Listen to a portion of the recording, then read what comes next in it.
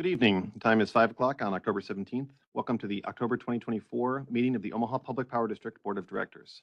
Thank you all for joining us in person at the Omaha Douglas Civic Center and remotely via WebEx. I hope you and your loved ones are staying safe and healthy. With me in person today are my fellow board members Amanda Bogner, Mike Kavanaugh, Matt Gore, Sarah Howard, Janice Mulhoff, Craig Moody, and Mary Spurgeon. We also have President and CEO Javier Fernandez, Steve Bruckner, our General Counsel with the Fraser Stryker Law Firm, and members of our board meeting support staff. OPPD's executive leadership team and subject matter experts are also participating in today's meeting in person and via WebEx. Additionally, we currently have about 5 members of the public at the Civic Center and 17 attendees on WebEx consisting of OPPD employees and members of the public. Thank you all for joining us this evening. I will now ask a member of OPPD's physical security team to provide the safety briefing for our location and for Javier Fernandez to provide other safety reminders.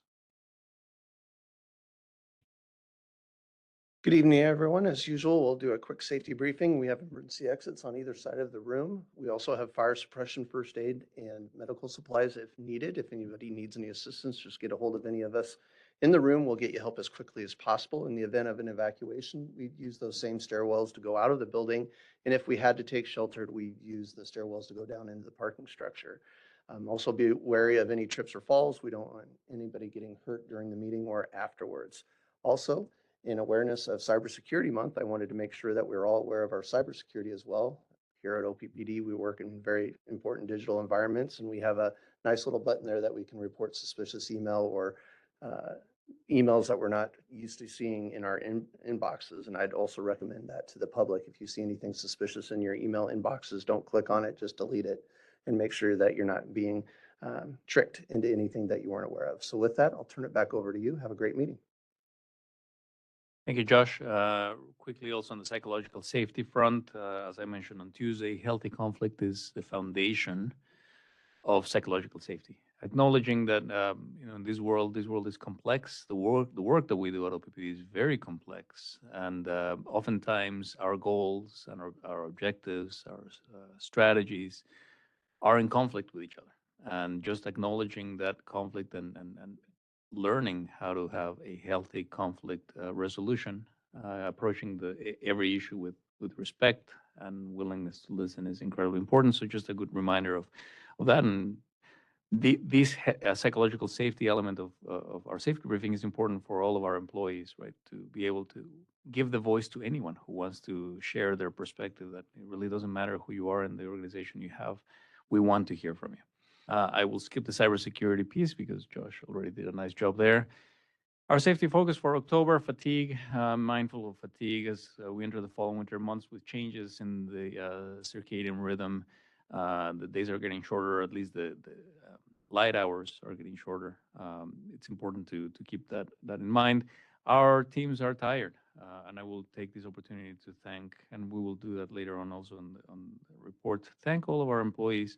They've been working really hard with storm restoration, bringing generation units back online. And we just, 2 days ago, we welcomed back home a group of about 20 OPPD employees who had been working for 2 weeks, helping other utilities on the East Coast restore power on Hurricane Helene and Milton. And it was just fantastic to see them come back home and getting the rest they deserve. Contractor oversight is another part of our safety, making sure that not only our own employees, but also contractors, all parties involved in contractor work are familiar with all applicable policies and procedures prior to starting work. It really doesn't matter who's paying your paycheck, whether it's OPPD or a contractor. Your life, your safety is just as important as anybody else. And so just make sure that we have alignment with both contractors and OPPD employees on all the work we do is important. And lastly, the reminder of fire safety, whether you're at home or work or on vacation. It's important to know that how to prevent fires, what your reaction should be. It's a great reminder for you to go home tonight. If you want an assignment, a challenge, your homework is go home and take a look at all the fire extinguishers that you have at home. I hope you have fire extinguishers at home. I hope you take a look at them. We do these every October at home, looking at whether or not they're expired, they're in good working condition, and every member of your household knows where they are. That fire extinguisher is going to do you no good if people don't know where it is or whether or not it's functioning. So just always have a plan. And that concludes my safety briefing. Thanks very much. Now let's run through our guidelines for the conduct of this meeting. This regular board meeting will follow the agenda made available to the public on OPPD.com. This meeting is being it's being conducted in person with WebEx conferencing and is being recorded. Our board meetings have public comment periods on the agenda. Comments made by all parties during the meeting are part of the official public record. After the introduction of action items, board members will ask clarifying questions of staff, then will ask for public comment. After public comment, the board will conduct its discussion of the matter and then vote. Also, before we adjourn, there will be an opportunity to comment on other matters of district business. We will take comments in the room first and then via WebEx. For in-person attendees, if you wish to make a comment, please line up behind the microphone in the center of the room. Please state your name, address, and the name of any organization or person you represent. Each individual will be allotted 3 minutes per matter pending.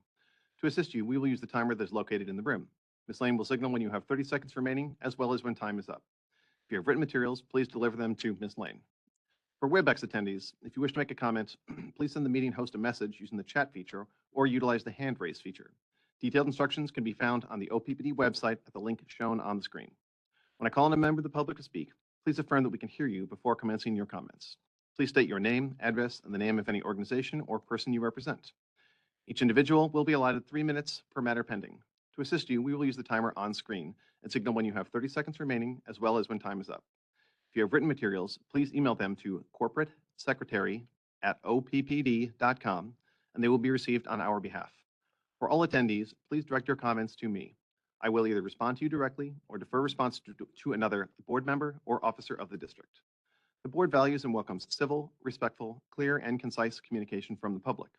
During public comments, speakers should refrain from repetitious, profane, or irrelevant comments. Speakers shall refrain from pulling the board, as such vote is not on the agenda and is prohibited by law. Ms. Lane, will you please take the roll call? Director Bachner? Yes. Director Sorry. Director Kavanaugh? Here. Director Core? Here. Director Howard? Here. Director Mulhall? Here. Director Moody? Here. Director Spurgeon? Here. Director Williams? Here.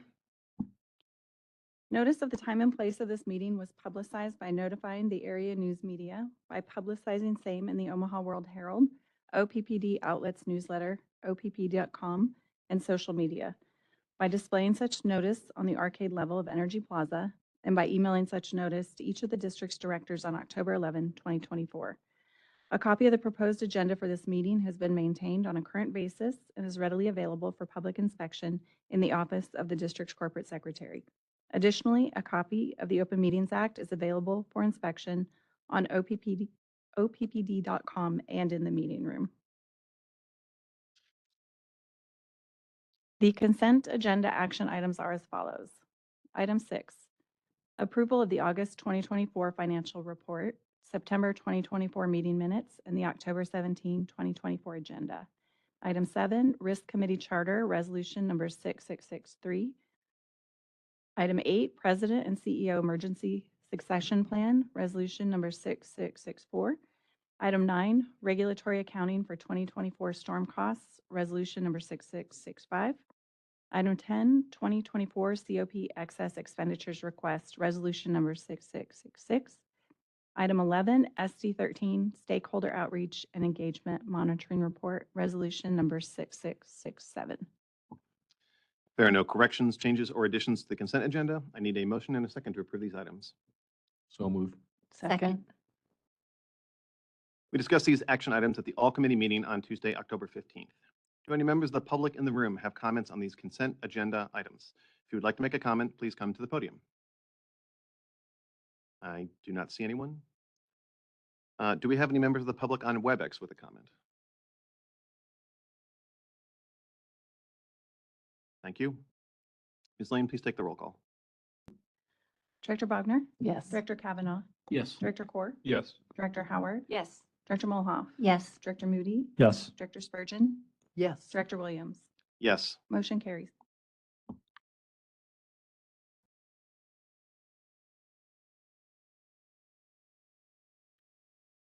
The first board discussion action item is item 12, SD7 Environmental Stewardship Monitoring Report, Resolution Number 6668. Now therefore be it resolved that the Board of Directors of Omaha Public Power District accepts the 2024 SD7 Environmental Stewardship Monitoring Report in the form as set forth on Exhibit A attached hereto and made a part hereof, and finds OPPD to be sufficiently in compliance with the policy as stated. Motion to approve. Second. Colleagues, members of the public, we have two matters on the agenda related to Strategic Directive 7. So let's just set the stage before we go into both of these. What the action item that we have in front of us presently is to approve the monitoring report as it relates to the district's performance specific to Strategic Directive 7, primarily based on the year 2023. So it's a look back. It's a look back at the district's performance, and that's really the focus of this first action item. Previewing the second action item really quick, that is contemplating revisions to that policy. So to the extent that we're able to sort of break apart the conversation and the comments, it would be extraordinarily helpful to, like I said, this one is about looking back, and the next item will be about looking forward. I don't have a whole lot to tee up here. We had a really good, robust discussion a couple of days ago as a board with respect to the monitoring report. I think I would characterize it as it's kind of, to me, hitting the mark in terms of the depth and level of information that we look for in some of the monitoring reports. We had a few questions about some ideas for how we could enhance it going forward, but by and large, I don't think that those were material. And I think the report really speaks for itself in terms of the district's performance from an environmental stewardship standpoint. I'll stop there. I think, like I said, we primarily wanted to put this on the agenda to allow the public to have an opportunity to comment. So I'll rest, Chair Williams. Great. Do any directors have any technical clarifying questions? Do any members of the public have comments on the monitoring report for Strategic Directive 7? Seeing none in the room, do any members of the public have a comment on WebEx for Strategic Directive 7 monitoring report? Send a chat to the meeting host or use the hand raise feature. Telephone users can press *3 to raise their hand.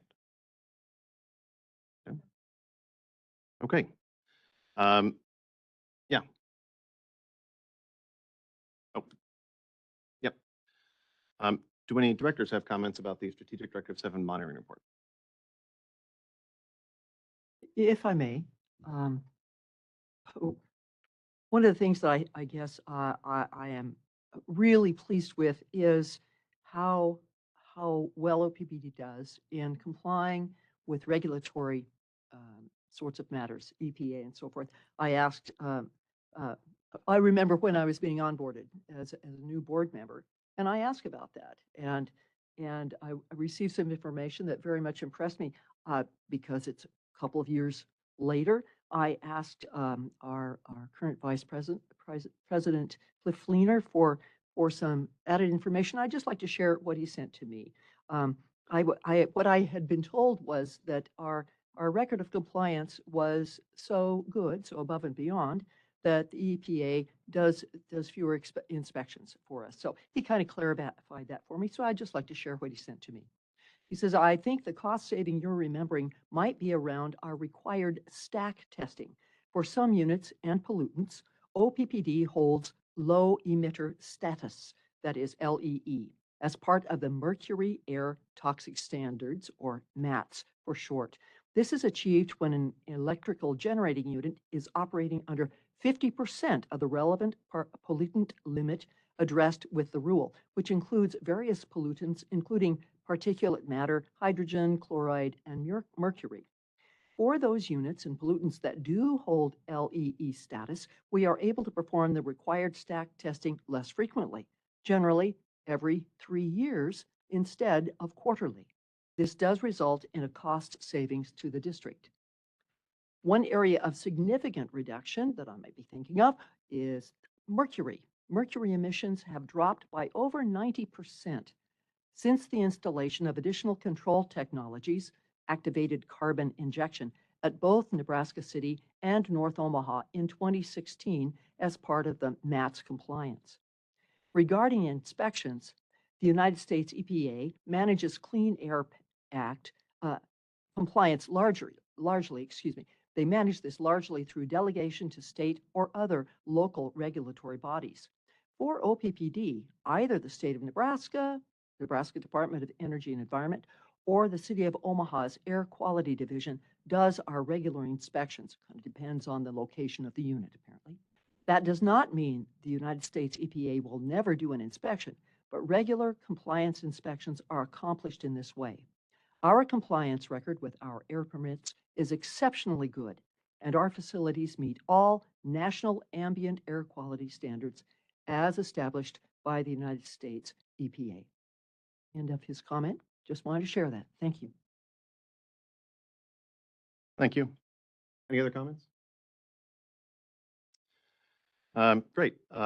I personally have a comment. I feel there is less clarity about past actions and steps toward long-term goals that are outlined in the policy than would be needed to verify sufficient compliance with those goals that are stated in the policy. With that, Ms. Lane, please call the roll. Director Bogner, Yes. Director Kavanaugh, Yes. Director Corr, Yes. Director Howard. Yes. Director Mulha, Yes. Director Moody, Yes. Director Spurgeon, Yes. Director Williams. No. Motion carries 7-1. The second board discussion action item is item 13, SD7 Environmental Stewardship Revision, Resolution number 6669. Now therefore be it resolved by the Board of Directors of the Omaha Public Power District that the proposed revisions of Board Policy SD7 Environmental Stewardship are approved effective October 17, 2024, as set forth in Exhibit A attached here too. Motion to approve. Second. Okay, colleagues, part two, these are the updates to SD7. I'll tee it up and then I'll have some comments a bit later after we go through public comment. This is our environmental policy and it carries, I think, a lot of weight both within the board, within the organization, and within the public. That's been pretty clear through the process that we've gone through. We, in my view, have been extraordinarily measured and deliberate in terms of the way in which we've approached revisions to this policy. I really appreciate the way in which you as directors have engaged, asked hard questions, pushed, red teamed assumptions. And I also really appreciate the way that district staff has really walked us through a really good process and given us visibility into a lot of what's in front of us over the next 10, 15, 20 years that I think it will help us make better decisions as we go. So this has seen multiple public comment periods. The most recent one wrapped up just a few days ago. And so the board has certainly reviewed and taken those comments into consideration. And I'll just broadly say, and I said this on Tuesday, this is a policy, and the revisions that we're making today is very much a negotiated compromise per se. I wouldn't call that horse trading. We're not trading one thing for another, but it's been a collaborative effort to get it to a place where I think we can make some progress, and there's more to do, and there will be more to do down the road. So I'll yield for now, Director Williams. Thank you. Do any directors have any technical clarifying questions from staff? Seeing none, do any members of the public in the room have comments about Strategic Directive 7 policy update?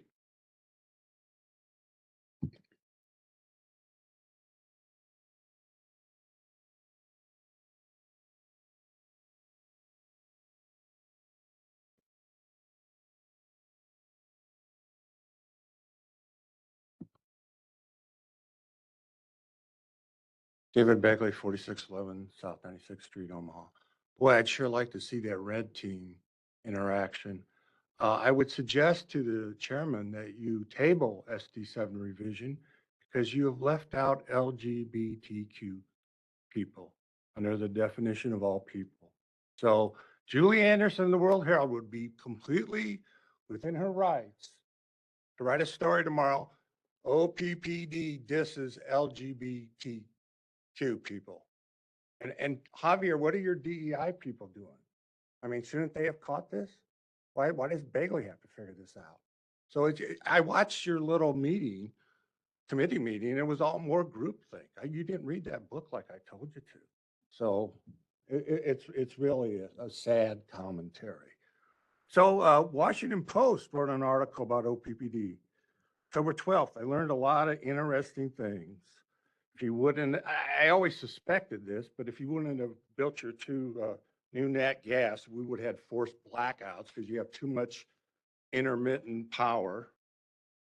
Then this article goes on and says slow arrival of wind and solar with heavy opposition in rural areas. Well, yeah, that's right. You're going to lose in Cass County. You're going to lose in Knox County. You're going to lose in York County. Then we have information, nice graphics from Meta and Google. For Google, Nebraska's number two with 3 data centers. And they were all lured here by Governor Ricketts, good guy, good governor, and OPPD aggressively marketed to them. Here we have a quote from Javier saying, you expect as much as 60% of new electricity demand to come from wind and solar. That's wishful thinking, Javier. Then it goes on, Javier comments about York County, and he says that the measure is unreasonable and detrimental to crucial clean energy projects. Well, that's all in your opinion. Then I learned something about a company called Elion, who wouldn't let them build a battery storage. Well, I'm sure Fraser Stryker was correct on that. So it's tough for them. And then I heard, I don't know, I 30 couldn't tell seconds. if it was Mrs. Director Spurgeon or Mulhoff talking about, you know, we're going to do our thing or do our part. This was also in the Washington Post, and this shows the temperature of the planet for 485 million years. And it was much higher before men were emitting carbon dioxide. And on a positive note, I told Steve Bruckner I'm writing a movie, got a scene. I've got some exciting cast members. Antonio Banderas has agreed to portray Javier. And that's Brad fine. Pitt, Steve Bruckner. You can read the other Thank you. casting decisions. They're great. Does anyone else in the room have comments? Does anyone online have comments on the Strategic Directive 7 policy update? David Corbin.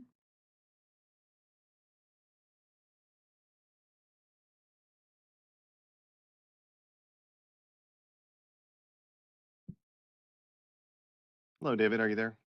Yes, can you hear me? Yes, we can. Please go ahead. Okay. David Corbin, 1002 North 49th Street, representing the Nebraska Sierra Club. You already know that you've disappointed a lot of customer owners by not setting interim goals.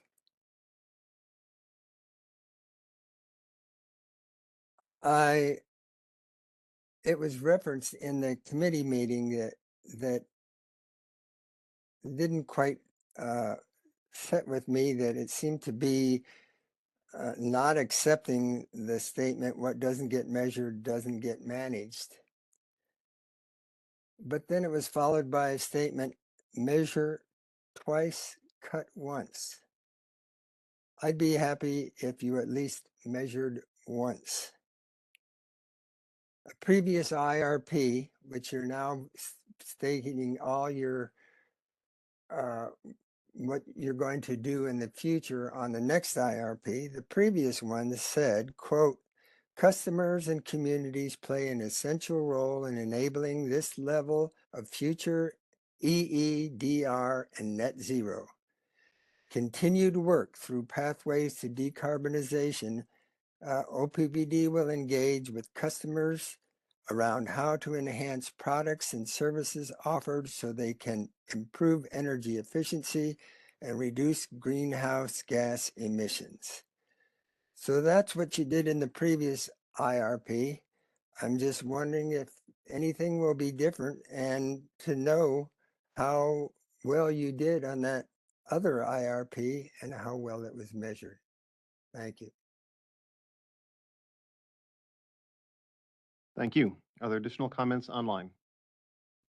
John Pollock.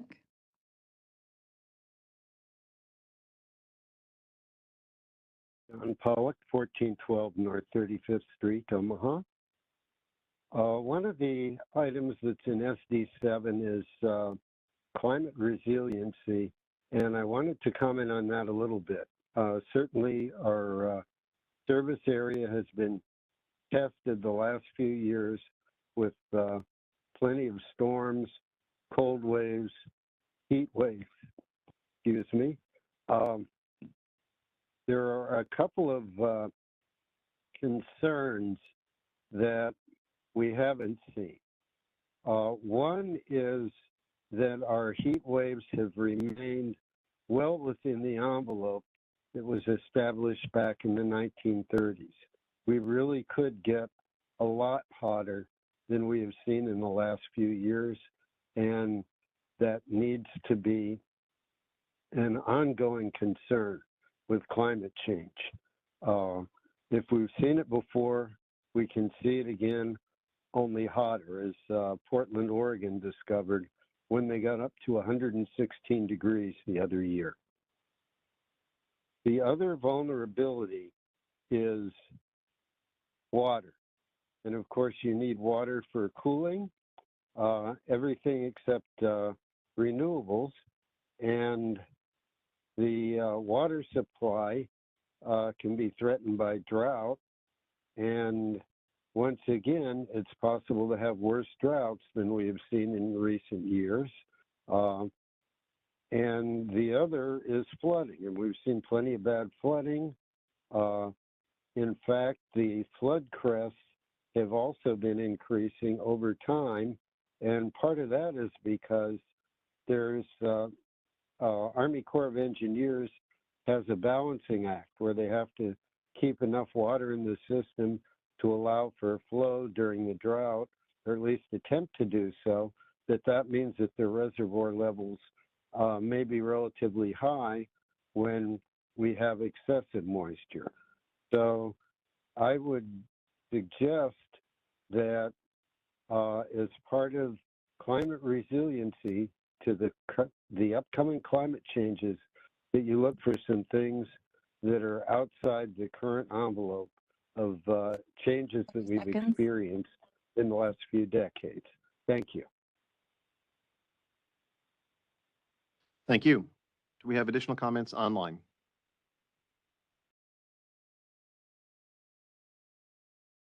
Okay, do we have comments from directors? Dr. Mullough?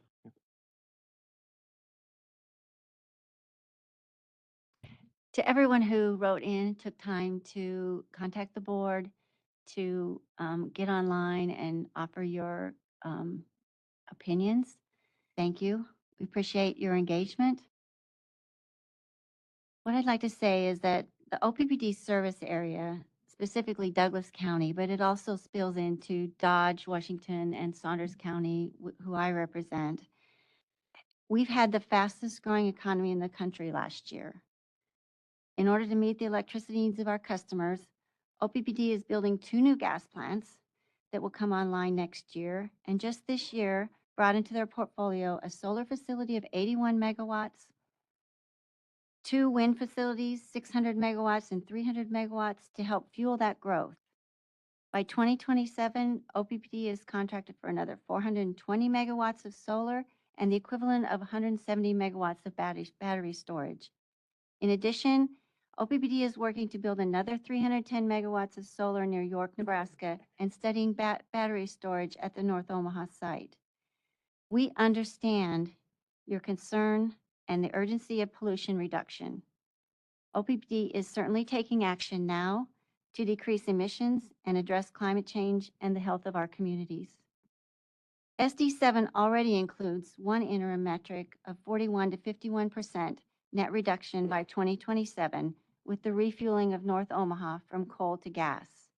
In 2025 and 2026, OPPD will be doing a comprehensive integrated resource plan that will give the board the technical and financial feasibility of next interim goals.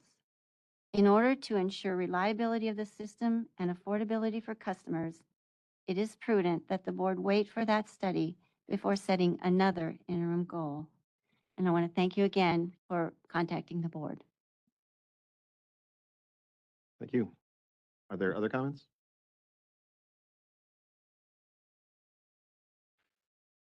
Yeah, I'll go real quick. Uh, I think that's well said, Director Mulhoff. Thank you for those comments. I too want to acknowledge the public's voice in this effort and in this document. We undeniably, every time we ask for public input on this, there's always a flood that comes in, and it's for me extraordinarily helpful to ensure that I have an understanding for what people are thinking, wanting, wondering about, et cetera. So those comments are heard and they're very much considered as we undertake policymaking efforts. There are several meaningful improvements to our policy that I hope, are about to approve. They're important, they're new, and I think they're going to help the district think about decisions in a slightly different way. And so I really hope that we don't throw those out because we're concerned that there's a lack of a metric. That's why we started this, right? We wanted a metric. We wanted an interim metric to help us understand how we're making progress. We are very much tracking progress, and there's plenty of detail in that. So we're measuring what matters, to be sure. And I think as we went through this process, it became very clear to a handful of us that the IRP was going to be an extraordinarily important data point to help us make a better decision. We reserve the right to get smarter every day. And I think that IRP and the IRP process, and as a reminder for the public, that's a very inclusive process where we engage the public extensively. So there will be multiple opportunities for folks to weigh in again. But I'm looking forward to that process. I know that the board is very interested in having a meaningful role in that process. And what comes out of it will be instructive and critical for us as we go forward. So really thrilled with the steps that we've made. Happy but not satisfied. There's more work to do. Thank you.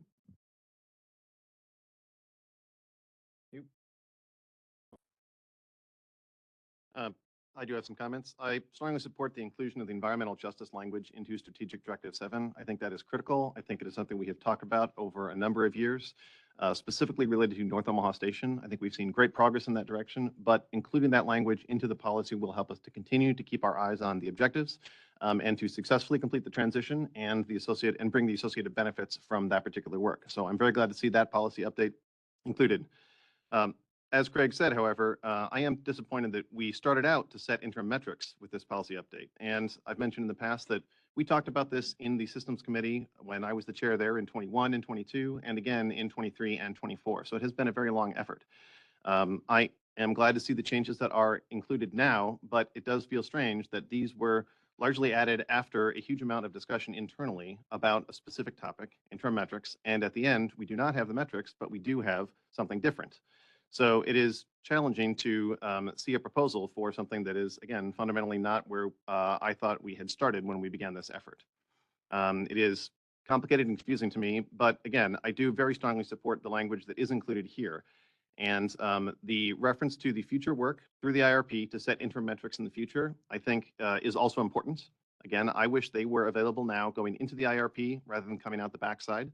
But because the language is listed here now, I am glad to see that as we go through that IRP process, board involvement through the Systems Committee and the entire board, and with significant public input in that process, will help us get to strong metrics to point toward the long-term direction of achieving that net zero goal by 2050. My comments about the performance on the monitoring report were related to a lack of clarity on how we will achieve the long-term outcome. And so I'm glad to see that this policy update and the future work that we will do will help us to get there moving forward. So without any additional comments, roll call on the policy update for SD7. Director Bogner? Yes. Director Kavanaugh? Yes. Director Core? Yes. Director Howard? Abstain. Director Mulhoff? Yes. Director Moody? Yes. Director Spurgeon? Yes. Director Williams? Yes. Motion carries 7-1. Thank you. The next item on the agenda is the President's report. Javier Fernandez. Thank you, Chair Williams. I'm going to start as I always do, just giving a quick update on our generation portfolio, our fleet, fleet that keeps our power on and all electrons flowing. Starting with our baseload generation, 4 units, Nebraska City Unit 1, 2, and North Omaha Units 4 and 5. Those are coal-based generation. The first 3, both Nebraska City Units and North Omaha Unit 4 were available. They were online. Most of the month, except for Nebraska City Unit 2, did have it went offline on 2 separate occasions for a total of 7 days. It had a 75% capacity factor, capability with a capacity factor of 49.5%. North Omaha Unit 5, you see here with a 0% capacity factor because it was offline for the entire month of September. That unit has since come back online, which we're very happy to see that unit back online. After many months of really hard work by our women and men, that unit is back online. So I look forward to reporting some positive numbers there next month. Next slide, please. Our balancing generation has been busy. These are the months where, as our baseload generation comes back online from extended outages, and as we see our renewable generation portfolio coming in with wind coming in and out in the region, our balancing generation plays a critical role in balancing the system. And virtually all of our units, except for North Omaha Unit 1, saw activity. Cass County with a 10% capacity factor. You can see those on the screen. Jones Street had some activity. Sarpy County, of course. Very important for us to note, North Omaha Units 2 and 3, they saw activity as the winter months come in and natural gas becomes less available. We expect North Omaha Units 1 and 2 to see significantly lower capacity factors. We may still see North Omaha Unit 3 with some capacity factors as the winter conditions call for that generation. Next slide, please. Capacity factor for renewables, 46.8%. Just a reminder, capacity factors, this is based on wind, solar, and landfill gas only. The wind capacity factor was 44%, community solar capacity factor at 25%. That capacity factor for Platteview Solar was 27%. That capacity factor is expected to decline as days get shorter, and they will go back up again when they start to get longer. But this is as expected. Our renewable portfolio performed as expected. It was available when we needed to be available, and it provided a very significant contribution to our portfolio. Next slide.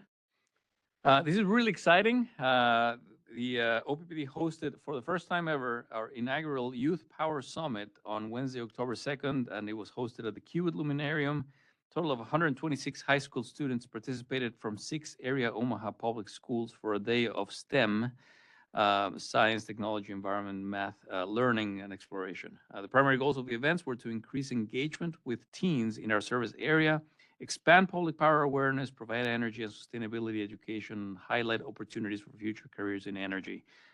These are the future OPPD employees, future OPPD customers. Perhaps in there was a future OPPD board member or a CEO. So it's important for us to continue to foster that type of interaction. Next, I want to talk a little bit about our Energy Efficiency Assistance Program, or EEAP. We recently expanded this program to include multifamily housing. This is very important. It's a huge, huge achievement, a milestone. The expansion for this program was a recommendation from Energy Burden Solutions Project as a long-term solution to assist income-qualified customers with reducing their electric burden. The program eligibility requirements is your household income is less than 200% of the federal poverty level, and that you own a home within OPPD service territory, or in this case, you are a renter that lives in a dwelling with 8 units or less within OPPD service territory, and you have written permission from the landlord and property owners. A qualified customer would receive a free comprehensive in-home energy assessment performed by one of our program partners. The program covers up to $2,000 in qualified energy efficiency improvement projects to the home, helping to make an impact to the customer's monthly utility bill and also reducing energy usage. The improvements may include windows, insulation, duct sealing, doors, appliances, light bulbs, etc. Habitat for Humanity Omaha, Southeast Nebraska Community Action Partnership, the Northeast Nebraska Community Action Partnership, Community Action Partnership with Lancaster County and Sanders counties, and Habitat for Humanity of Council Bluffs. It's a long list. Are our program partners that perform the audits and project implementations. Customers can apply directly with the agencies based on their county they reside. Blair Freeman has also been added as a contact partner to increase capacity in the Omaha metro area. I'm really excited to announce this because this is seriously something that helps both customers save money. It helps us help them save energy. It's just a delight for me to be able to report on these. Next, please. OPPD is now on Instagram. This is going to show my age. I think this is just a generational thing. I don't particularly do Instagram, but my kids are bugging us to do that, and many of our customer owners are doing this. It's just a way for us to engage with customer owners of all ages and different interests. We have now this account to visibly showcase the important work we do in the communities we serve. You can see details on how to follow OPPD there. We also have a presence on X and Facebook, LinkedIn, YouTube, and Nextdoor. This is just another way for us to enhance our stakeholder engagement and communication with the public. Next slide, please. Omaha Out of the Darkness Walk. OPPD participated in the with the American Foundation for Suicide Prevention in an event they called the Omaha Out of the Darkness Walk. This is super important for me. I remember advocating for us to participate on this event about 4 years ago. Really important. The walk took place on Saturday, September 28th in Exarban Village. This increases awareness around the topic of suicide prevention and related issues. It's just a wonderful opportunity for us to come together, to share those who are still grieving people they lost, and especially for us to increase awareness about how important it is to talk about suicide prevention, all the resources we have, and that this doesn't spare anybody. And so important for us to know what to do when you face an incident like this. Next, the United Way Day of Caring was on Friday, September 12th. We had 70 OPPD employees who volunteered 150 collective hours of their time during the United Way of the Midlands Day of Caring. You can see here some pictures. Volunteer cleaned up parks and neighborhoods. They organized closets, wrapped packages of diapers. They were tired, physically tired at the end of the day, but just full in their hearts of doing good work for the community. That's what we are here for. That's part of our core values, caring about the communities we serve. In that same topic, the Rock the Block at Miller Park, OPPD and Habitat for Humanity joined forces again on September 28th to do the Rock the Block at the Minnelusa Boulevard in the Miller Park neighborhood. We worked alongside the neighborhood association to help prepare for their annual Halloween event, which draws as many as 2,000 kids and families to the area, making sure that the area is clean and safe and ready to get all the traffic, and also to improve and help improve homes and community areas. Next, please. This is the topic I mentioned earlier. I cannot think of many other ways for us to show our core value of having a passion to serve. Our women and men are tired. As you all know, it's been a brutal year, keeping our power plants on, extended outages. You don't see a lot of men and women who are working behind the walls in our power stations, but they're tired. You do see a lot of our women and men who are climbing on poles and restoring power, all the way going back to the tornado we had earlier this year. Hard to believe it was still this year when that happened. 6 major storms, culminating with the most recent one on July 31st, just record-breaking storm. They're tired, and yet they wanted to go. When we received the call for help, we allowed our crews to decide. We're not going to force you to go, but it was a split decision. They said, a split moment decision. They said, when we call for help, others came to help. It is our duty to go out and help others. This is a shout out to all the line crews, our mechanic technicians, our safety crews who went out there and spent about 2 weeks out in the elements restoring power. And an even bigger shout out to the spouses, to the children who were left back here at home without their dads, their cousins, their brothers, who were out there for 2 weeks. It's just a show of what a community does, what Americans do, what Nebraskans do, helping each other out. Just to share really quickly, the The first week, they were in helping Appalachian Power in Charleston, West Virginia. And the second week, they were helping a sister utility of us, the Orlando Utilities Commission, down helping with restoration. So very, very proud of what they did. Very grateful for their service. Next slide. I'm going to embarrass a couple of people here in the room, but I think it's important to brag about these.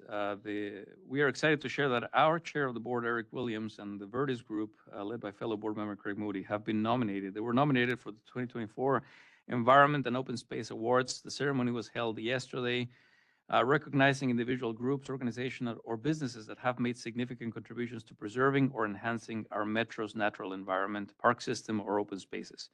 Congratulations to our board members who were nominated, and special congratulations to the skate ribbon of Heartland of America Park, who was the winner in this category. It's just great to see that community coming together and celebrating great things happening in our metro area.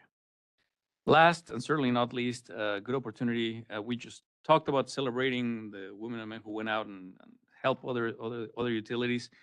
That could be hazardous work. It's work that happened without a safety incident, but it's because we have evolved our safety practices and we perform our work in the safest manner possible. However, we've lost a few employees in the line of work. This is an opportunity to remember Larry McGrew, a lineman who perished on May 16 of 1951 from injuries sustained from a fall while working on a pole near 59th and Military Avenue in Omaha. He was 35 years old at the time of his death. It was a long time ago, but very, very important for us to continue to remember and learn and take the work we do very seriously. And with that, I conclude my president's report. Thanks very much. The last item on our agenda is comment on other items of district business. Does anyone in the room have comments on other items of district business? If so, please approach the microphone in the middle.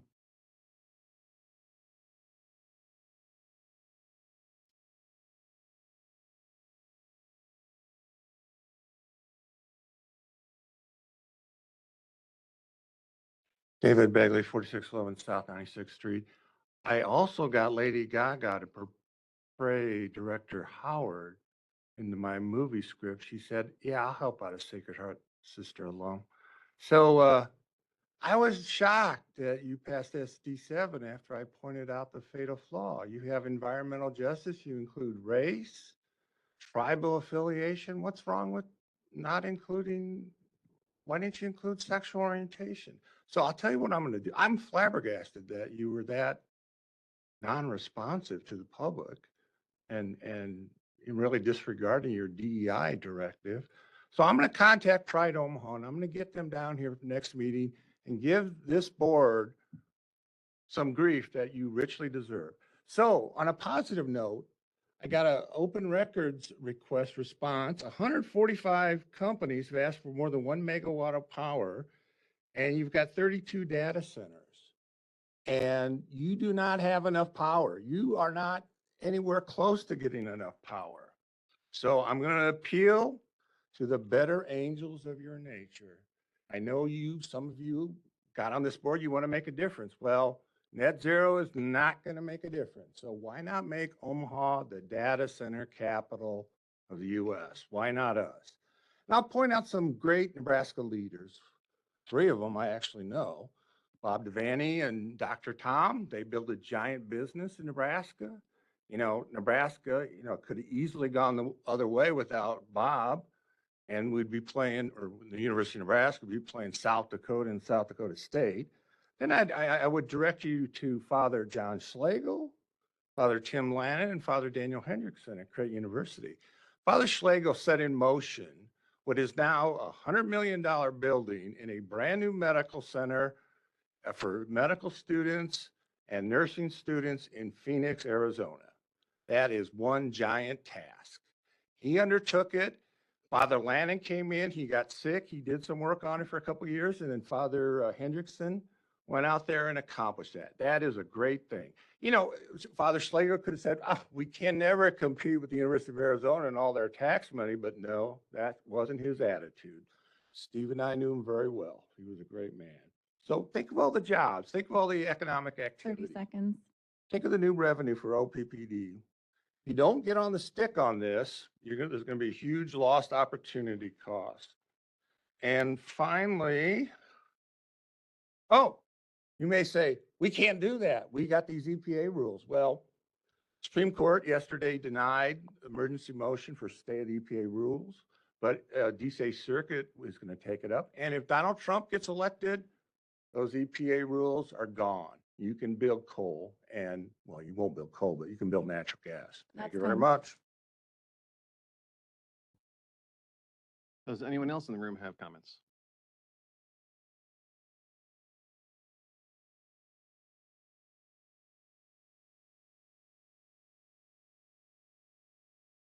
When do I start? Now? Yep, go ahead. Name and Co- address, please. Okay. Excuse me. Connie Remkes, 5027 South 178th Street.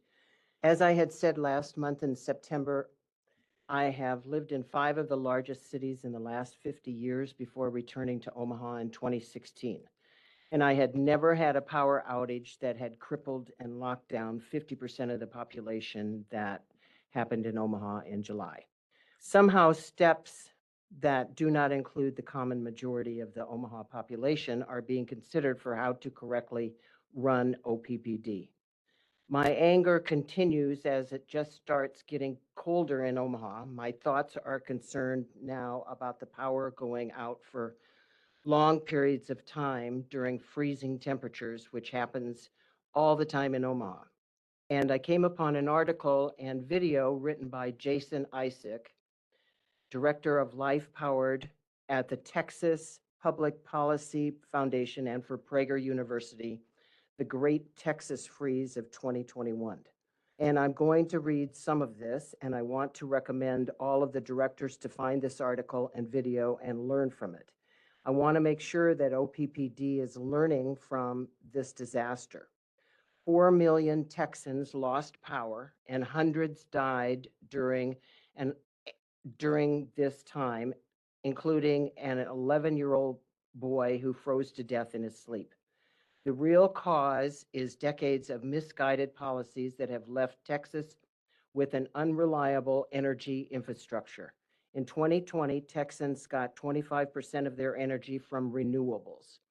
During the February storm, however, that fell to 8%, at one point reaching a deadly low of just 1.5%. The reason renewable energy only works when the weather cooperates. Solar panels don't capture sunlight and wind turbines don't spin when covered in snow and ice. Since 2006, Texas has subsidized renewable energy to the tune of $19 billion. All of this came right out of Texans' wallets, courtesy of ever-increasing electric bills and rising property taxes. Unfortunately, this scenario is playing out across America, including 30 Omaha seconds. and Nebraska. Over the past decade, the federal government has spent over $230 billion on energy subsidies. Washington subsidizes wind 17 times and solar 75 times more than fossil fuel companies. The verdict is in: renewable energy is expensive and unreliable, and if it can render America's leading power producer powerless, it can do the same to our state of Nebraska. Thank you. Thank you. Are there other comments in the room?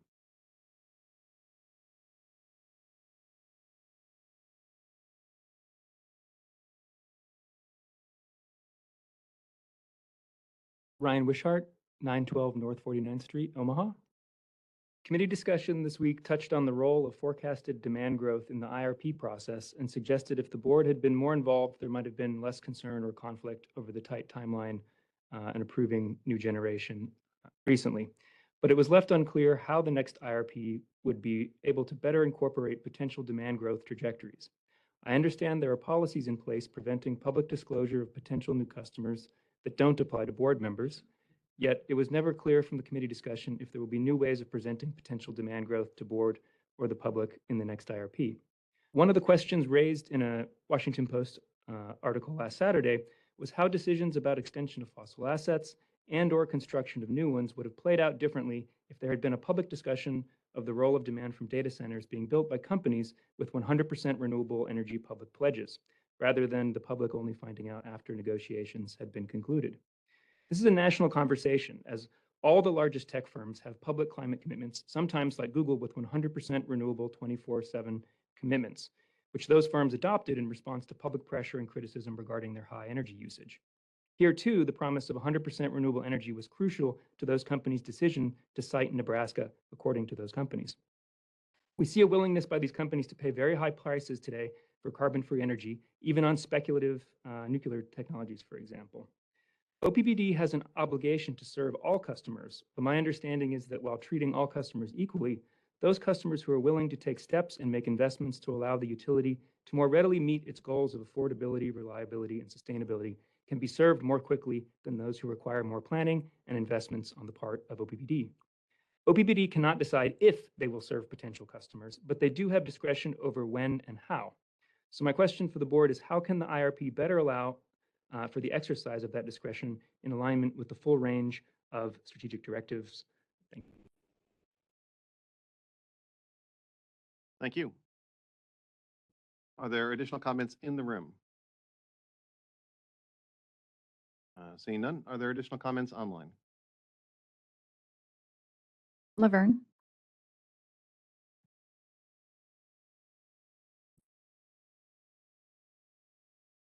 Hello. Hello. Can you hear me? Can you please go ahead? Okay, Laverne Tran. So the comments that we heard just earlier here really underlines kind of the lack of education that OPPD, I think, really needs to step up on. You know, using Texas, freeze and last year's freeze as a way of blaming renewables is completely ridiculous, because only 20% of Texas power comes from the renewables, 80% comes from their natural gas plants. And it was their natural gas plants that went down mainly, which is why they lost power. And that was the same thing here in Nebraska with our last year's freeze, when the wind turbines kicked in 50% of our power, and the natural gas and the coal plants all went down because of the water freezing.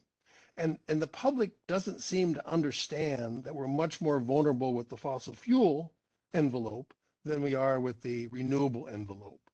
And I do a lot of arguing on Facebook, and that seems to be something that I think you really need to reach out to the public to assure them that, yeah, the sun doesn't shine and the wind doesn't always blow, but renewables are very reliable, mostly in these really harsh conditions.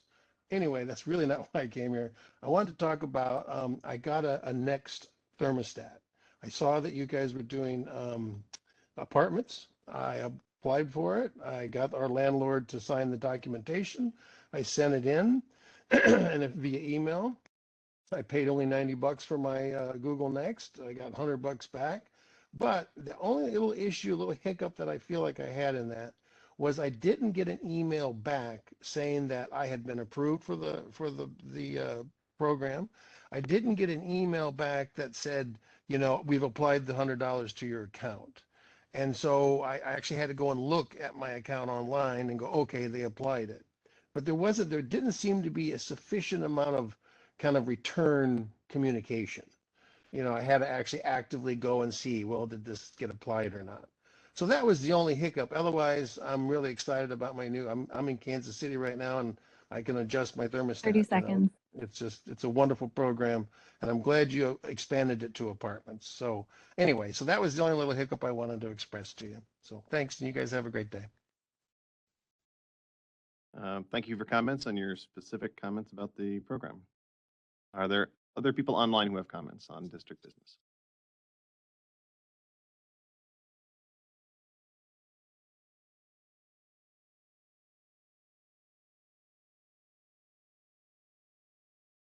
I'm sorry, I can't apologize. I apologize. I can't pronounce the last name. Chris L.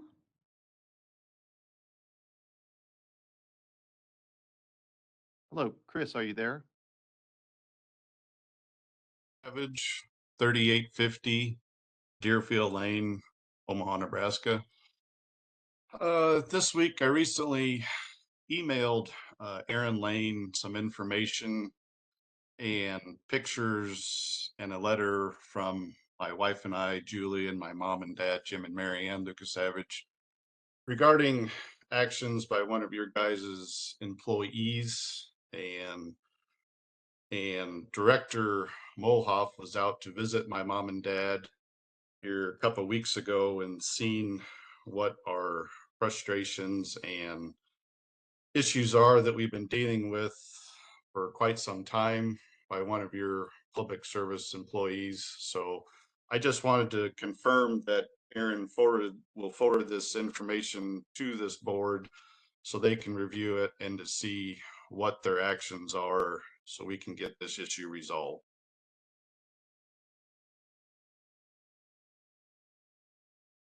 Thank you for your comment. Steve Bruckner, do you have a response about the information that's been received? Steve Bruckner, General Counsel, OPPD. Yes, sir, we have received the information that you provided. It appears from that information that the matter to which you have directed the board's attention relates largely to a civil dispute matter. And I can assure you that staff, to the extent that an issue is raised that involves an employee, will look into that. But if it's a mere civil dispute between individuals, it's not something that's a matter of district business. Thank you.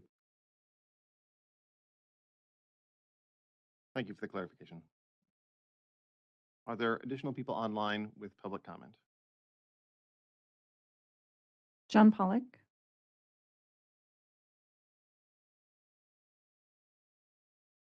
John Pollock, 1412 North 35th Street, Omaha. The current weather situation, of course, is a period of intensifying drought. And this pattern that we have been in for close to 2 months now is going to continue for a while. We do have a chance of rain on Monday, but most of the rain looks like it's going to stay in the southern plains and will not help things around Omaha or the upper Missouri Valley to any significant extent. The next 10 days or so, that's really the only chance of rain.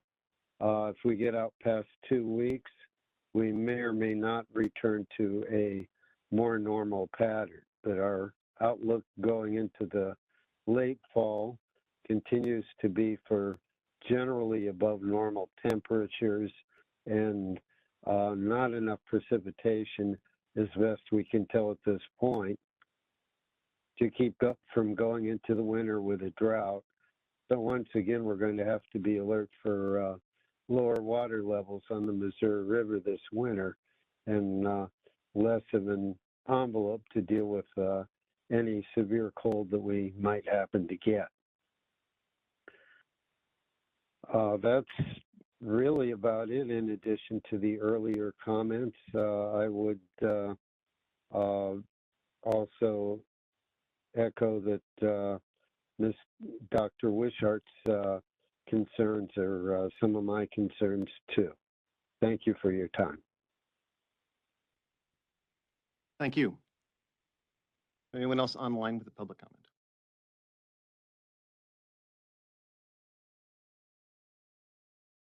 Okay, that is the last item on the agenda. I would like to offer one final thought. The strength of public power comes from participation by and collaboration with people throughout our community. That provides the most critical oversight and accountability for our organization. We are currently in the middle of our democratic process leading up to Election Day on November 5th. Communities, states, our country, and indeed public power districts across Nebraska are strongest when people participate in elections. Whatever issues are most important to you, I encourage everyone to exercise your civic rights by participating in the election between now and November 5th. With that, we are adjourned. Thank you.